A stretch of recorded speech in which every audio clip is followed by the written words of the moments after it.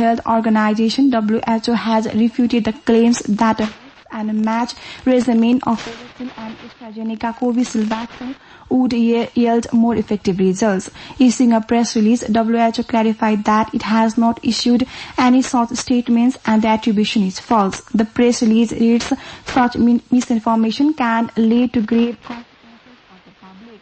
Data on the efficacy of each and mass of vaccines remains limited, while studies are going regarding the interchangeability between vaccines, and more evidence is needed regarding interchangeability of the second dose of AstraZeneca with the various vaccines before conclusions can be made. The Great Western Railway in the UK has begun operation of railway service after the name of a former British Gurkha soldier decorated with the Victoria Cross. The railway service after the name of VC Laureate Tul Bahadur Pune was operated from Paddington railway station in the British capital London amid a ceremony on Wednesday morning. NRN UK former President Yo Kumar Fagami viewed that inaugural of railway service in the name of VC Pune was not an honor to Pune alone, but it was a matter of pride for all the Nepalese. This news comes to you from Radio Nepal. On to some international updates now. US President Joe Biden has unveiled a plan that includes funding more police to combat a nationwide surge in homicides, which he blamed on lax gun control. He said officials in high crime areas can hire more law enforcement personnel using coronavirus relief funding. Biden's crime fighting strategy calls for curtailing rogue gun dealers and firearms trafficking.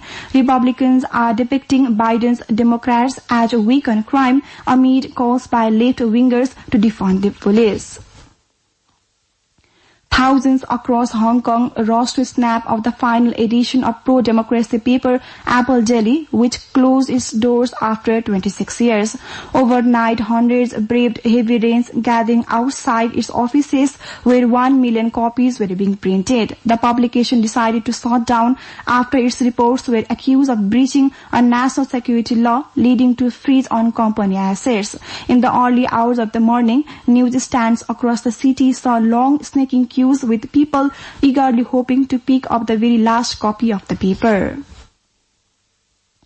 Antivirus software entrepreneur John McAfee has been found dead in a Barcelona prison cell hours after a Spanish court agreed to extradite him to the US to face tax evasion charges.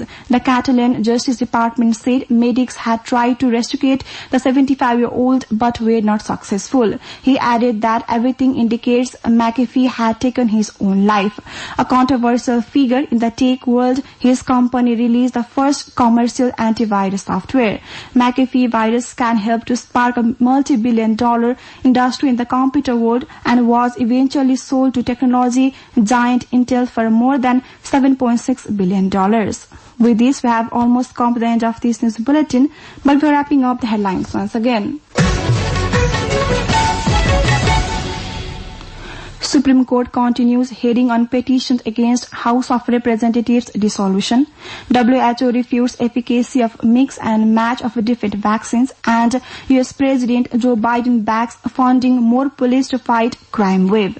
Well, that's the end of this news bulletin for this hour. Our next bulletin in English will be at 8 in the evening. Please also log on to our website www.onlineradionepal.gov.np for more news and online programs.